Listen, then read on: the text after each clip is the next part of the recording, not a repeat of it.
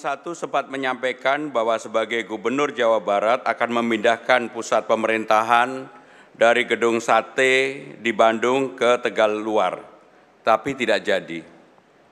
Kemudian baru-baru ini Kang Emil juga bilang, atau pasangan nomor 1 menyampaikan bahwa akan memindahkan Balai Kota dari Jakarta Pusat ke Jakarta Utara. Untuk itu kami ingin menanyakan apakah ini memang serius untuk mau dipindahkan, karena IKN kan Jakarta bukan ibu kota lagi, di pusat pemerintahan Balai Kota banyak sekali gedung-gedung yang akan menjadi kewenangan pemerintah Jakarta. Untuk itu apakah perlu dipindahkan? Apakah ini juga bagian dari imajinasi yang dihadirkan oleh pasangan nomor 1? Kalau tadi ada yang tertawa urusan imajinasi, lah IKN itu datang dari imajinasi. Oleh sebuah keputusan mahal, keputusan politik, pindah ke sana, menjadi IKN hari ini. Kebetulan saya kurator di sana. Pak Jokowi sudah sangat luar biasa melakukan sebuah namanya gagasan-gagasan yang realitanya terjadi, kira-kira begitu. Nah sekarang kalau Jakarta mau mengurangi macet, selain perluasan transportasi publik, mari benerin tata ruangnya. Untuk urusan IKN saya lebih terlibat daripada Pak Kang Emil. Dari survei lapangan yang terlibat di awal adalah saya, Presiden, Pak Basuki, kemudian kita survei juga ke Kalimantan Tengah dan sebagainya. Bahwa betul memang di ujung ketika sudah mulai pembangunan, kurasi dilakukan oleh Bapak Ridwan Kamil. Tetapi yang PDIP, Mas Pram, di tahun 2022 pernah menolak ide Pak Anies untuk membuat rumah jadi 4 lantai. Dengan alasan katanya bikin beban Jakarta, dengan alasan katanya persiapan Pilpres. Jadi ideologinya tuh kemana sebenarnya? Saya kemarin sudah berdiskusi secara langsung dengan Mas Anies. Gagasan ide Mas Anies akan saya lanjutkan, walaupun fraksi saya berbeda untuk itu. Bagi saya nggak apa-apa. Inilah yang akan kita bangun untuk Jakarta. Gubernur yang paling banyak menggusur datang dari partainya Mas Pram. Pak Ahok itu menggusur 113 kasus penggusuran, CNN April 2016, dan menurut JJ Rizal, gubernur paling brutal penggusurannya adalah Pak Ahok dari partainya Mas Pram dan Bang Dul. Terima kasih. Malam ini saya didampingi oleh Ahoker dan Ana Abbas. Sehingga dengan demikian saya akan menggabungkan, bagi saya tidak mau menjawab itu, tetapi saya berkomitmen. Di dalam membangun Jakarta, saya lebih memanusiakan orang-orang yang memang perlu mendapatkan pertolongan. Sehingga dengan demikian catat apa yang menjadi omongan saya. Kalau saya menjadi gubernur, saya tidak melakukan penggusuran. Yang saya lakukan adalah pemberdayaan. Anda kembali di Apa Kabar Indonesia Pagi pemirsa, dan kita saksikan bersama-sama tadi highlight dari debat pamungkas Pilkada DKI Jakarta pada hari Minggu kemarin. Saling serang, itu catatan dari redaksi tim Apa Kabar Indonesia Pagi terkait dengan debat yang berlangsung panas pada hari Minggu kemarin. Memang masing-masing paslon ini menampilkan strategi komunikasi verbal maupun non-verbalnya untuk tentunya saja menarik simpati pemilih yang menjadi kesempatan terakhir. Karena ini adalah debat pamungkas, tapi kita tidak akan membahas terkait dengan gaya dan ekspresinya ya, karena ada ahlinya yang bersama kita. Sudah ada Ibu Monika Kumalasari, ahli mikroekspresi. Selamat pagi, Monika. Mbak Monika, Assalamualaikum. Dan nanti juga ada Bang Effendi Gosali masih di jalan menuju ke sini, pakar komunikasi politik. Kita akan juga melihat bagaimana gaya komunikasi politik dari masing-masing paslon. Nah, kita langsung ke Mbak Monika. Mbak Monika, bagaimana Anda melihat ekspresi dari masing-masing paslon di debat pamungkas kemarin ini? Oke. Jadi kalau yang kita baca di netizen itu mengatakan bahwa rivalitasnya tuh kurang ngegas gitu ya. Nah, itu yang dibaca oleh mata awam gitu ya. Nah,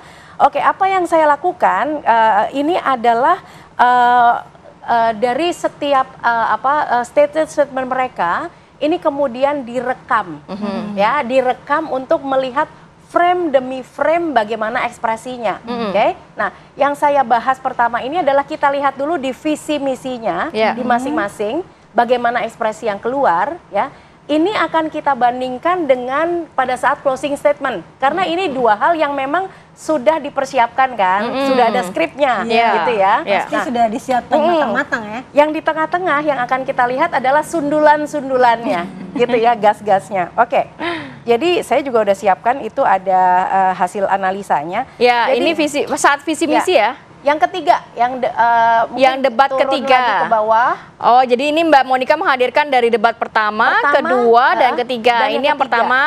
Kita mau melihat yang ketiga. Mungkin sambil review boleh Mbak Monica. Oke, gini ya. Jadi kalau yang pertama nih kita lihat yang pertama. Ini jadi kita melihat ada 6 emosi secara universal yang sering banget muncul. Nah, emosi itu apa sih? Netral, gitu ya. Netral artinya tidak berekspresi.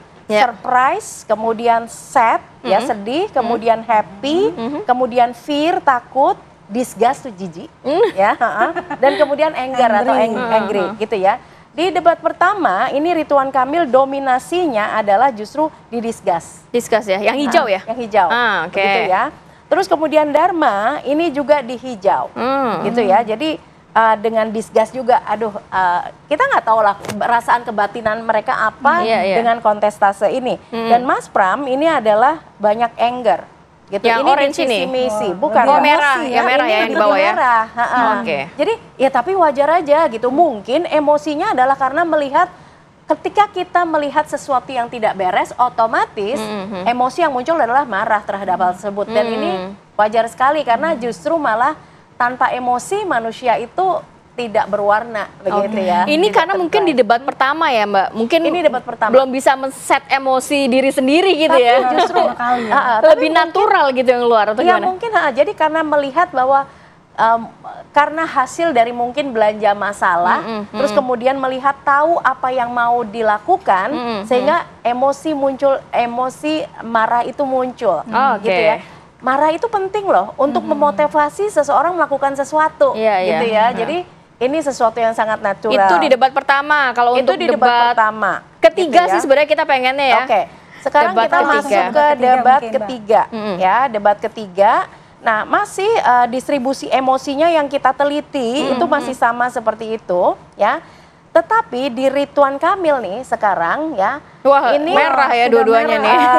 Ini kebakaran, gitu ya. Di yang Ridwan Kamil juga, di Dharma juga nih, ya. Jadi merah yang muncul adalah anger, begitu. Tapi kalau 01 ini kan lebih kepada ada serangan-serangan yang diberikan 03 kepada 01 ya. Tapi kalau 02 kenapa bisa tiba-tiba ada angry di situ? Nah, ini masih divisi misi. Oh, baru ini awal. Masih divisi misi, baru di awal. Di segmennya. Jadi ketika statement yang keluar mengenai visi misi, begitu ya. Nah, ini adalah tetap anger yang muncul, anger, Dharma juga dari Mas Pram, gini. Ini karena banyak menunduk sehingga datanya cuma sedikit ya, nggak terlalu banyak. Jadi ini disgust justru malah muncul, ya. Nah, terus kemudian pada saat nah ini langsung akan kita bandingkan dengan di closing statement nih, ya. Nah, apakah masih tetap membawa suasana emosi yang sama, gitu ya? Ternyata sama nih. Ridwan Kamil juga masih anger juga. Dari awal sampai akhir ya. Dharma juga demikian, gitu ya. Sementara Mas Pram ini datanya nggak terlalu banyak, tetapi justru malah muncul disgust. Gitu ya. Mungkin tadi. Lihat dari interaksi gitu selama ada gas-gasan itu, gitu ya. Nah ini mungkin hasilnya menjadi seperti ini, begitu. Nah tapi yang menarik adalah justru malah kalau Ridwan Kamil ya, ketika closing statement di debat pertama itu happy. Oh ternyata happy itu ada muncul juga ya emosi itu di dalam debat, gitu ya. Dan ketika di visi misi di debat kedua itu masih konsisten dengan happy. Padahal Mbak, itu adalah 1 hari setelah pasangannya itu yang sempat viral mengenai janda kaya, begitu ya. Nah jadi cuma si mesin ini tidak bisa mendeteksi apakah happy-nya ini sesuatu yang genuine kah atau memang sudah sesuatu yang dibuat. karena habis kejadian kan, ini yang sempat viral gitu, sehingga mungkin ya sudahlah gitu. Tapi kok bisa langsung berubah di debat ketiga ya? Bukannya di debat ketiga justru dia lebih bisa mengelola emosinya. Saya gitu kan? setuju nih Mbak, apalagi ketika debat ketiga ini setelah pertemuan di Solo loh, gitu ya. Tetapi malah yang keluar adalah anger. Mungkin ya kemarahannya dipicu kepada interaksi selama Oke. karena banyak nih keseruan-keseruan pertanyaan-pertanyaan ini yang surprise banget ya gitu ya, yang mereka tidak duga gitu. Atau mungkin juga karena elektabilitas hasil dari yang survei. menurun, ya. Nah, berbicara mengenai elektabilitas hasil survei ini kayaknya nggak afdol kalau kita ngelihat dari sisi pengamat politik begitu ya. Sudah ada Bang Effendi Ghazali, boleh bergabung bersama kita Bang. Selamat pagi. datang, Bang Ege. Ini baju merah Udah belum tentu anger ya. bukan menjelang timnas, Menjelang tapi ingat dulu Nanti. Palestina dulu. Iya, ingat. betul. Siap. Bang Ege sehat Bang? Sehat. Alhamdulillah. Alhamdulillah. Nah tadi kan kalau dari Mbak Monika sudah mencermati bagaimana emosi yang dapat ditangkap begitu saat debat. Tapi kalau melihat isi dari yang kemarin disampaikan, baik debat 1, 2, 3, Bang Ege melihatnya bagaimana? Sudah all out belum sih semuanya ini bisa menggait hati pemilih Jakarta dengan program-program atau janji-janjinya? Ya, komunikasi politik modern, apalagi 5 tahun belakangan, baik di Pilpres kita, pemilu Amerika Serikat, dan pilkada ini, kata kuncinya algoritma rasa, algoritma rasa, algoritma rasa. 3 kali saya ulang. Jadi, kemarin itu di debat terakhir menurut saya memang sudah puncak dari ketiga pasangan ini, dimana kalau boleh saya singkat, saya mengatakan yang sebelah kanan berarti ya, pasangan 3 itu, semakin menyala, ya semakin menyala, bahkan Jakarta sangat, menyala, ya. iya semakin menyala, sangat terlihat pada mulai statement awal yang begitu rinci, cepat sampai closing statement ya pernyataan penutupnya yang seperti mau apa aja ada, gitu. Mau ini ada, mau ini ada, mau ini ada, Sudah menyiapin peluru ya. Enggak, sudah seperti agak nggak ribet dah bercanda gitu kan. Anda mau ini ada, jadi Pramononya tinggal nyebutin. Dul Yang tinggal closing nyemes, tambahkan, tangtung, ya. tangtung. Nah, pasangan nomor 1, Ridwan Kamil dan Suswono. itu menurut saya semakin baik pada debat terakhir itu ya. Apa yang dilihat semakin baiknya? Kecuali Mas Suswono yang masih agak yang masih agak tegang. Nggak tahu saya bagaimana kajian emosi. Ridwan Kamil mulai keluar dari dirinya ing ada loh gitu-gitu ya. Jangan lupa itu dan kemudian ada bagian-bagian ya menurut saya akan banyak dicontoh oleh berbagai kepala daerah dalam rangkaian debat yang belum habis nih. Nanti bisa habis tanggal 23 kalau nggak salah. Apa itu ketika dia menyatakan, "Hei, waktu saya menjabat dulu semuanya sebetulnya sudah bagus. Begitu diganti sama PLT, coba Anda bayangkan kalau Anda bikin sesuatu yang bagus, lalu PLT-nya waktu ada pertanyaan kan dari Darmakun tentang Ciamplas teras ya. Dan kemudian juga mengenai apa itu waduk-waduk dan lainnya itu dia mengatakan waktu saya dulu bagus. Sama seperti Mas Anies waktu menjadi gubernur bagus. Begitu ditangani oleh PLT-nya kalau itu nggak dilanjutkan atau nggak lebih bagus, jangan salahin saya dong, kurang lebih begitu ya. Itu kan keluar betul. Juga dia menekankan pada kalau Ridwan Kamil itu yang menarik adalah konsep keadilan. Adil sosial, adil lingkungan, dan kemudian adil secara ekonomi. Termasuk dia mengatakan, hei ada bagian-bagian yang itu tuh teknologis. Ada bagian-bagian yang memang planologi gitu ya. Nggak bisa Anda langsung saja seperti apa. Nah pasangan yang di tengah, iya perjuangannya menurut saya sudah maksimal.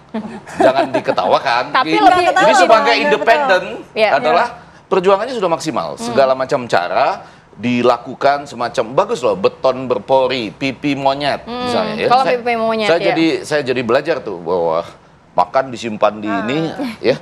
Sebelumnya saya nggak membayangkan itu. Pipi atau pipe? Pipi monyet. Pipi monyet. Kolam pipi Ya, monyet. ada istilah Jadi kalau baru. monyet makan disimpan di pipinya. Iya, beton berpori, kemudian juga banjir adalah anugerah. Saya mula-mula agak terkejut juga, banjir adalah anugerah. Tapi bagaimana mengelola banjir maksudnya? Pada bagian lain, sayangnya menurut saya mereka agak banyak tetap berkutat, terutama calon gubernurnya pada istilah. Ada 2 istilah yang membuat 2 pasangan lainnya langsung berbalik muka gitu ya. Yang pertama itu tentang COVID lagi ya. COVID sebagai konsisten konspirasi. Iya ya, COVID sebagai strategi global untuk menjatuhkan Indonesia dan bahkan menyebabkan kerugian di daerah-daerah. Waktu menyebut itu Pram agak ingat, ini COVID lagi nih gitu ya. Kemudian waktu menyebut revolusi industri, itu Ridwan Kamil, revolusi industri lagi gitu. Bang Ege, adakah salah satu paslon yang menunjukkan diferensiasi? Dalam arti di kali ini benar-benar berbeda nih dengan 2 paslon lainnya? Oh enggak ya? Berbeda. Saya cuma ingin menunjukkan ini final, di mana kemudian serangan-serangan memang berarti. Serangan yang paling kuat menurut saya justru dari Ridwan Kamil. Ketika dia menyatakan, hey, yang paling brutal melakukan penggusuran itu Ahok loh. Dan itu dari partainya ada loh. Yang nomor 3 nih, gitu ya. Itu menurut saya sangat berarti bagi, ya gimana Andi? Terkait dengan saling serang ini Bang Ege, memang masing-masing paslon kita lihat juga berdasarkan dari pengamatan masyarakat pasca debat mengatakan bahwa saling serang diutamakan di debat pamungkas kali ini. Apakah substansinya juga masih kelihatan muncul Bang? Selain saling serang aja di debat ketiga ini? Tahan dulu Bang Ege. Kita sambung lagi nanti ya. Saya sudah nyaris menyerang. Kita akan sambung lagi di segmen berikutnya, tetap bersama kami.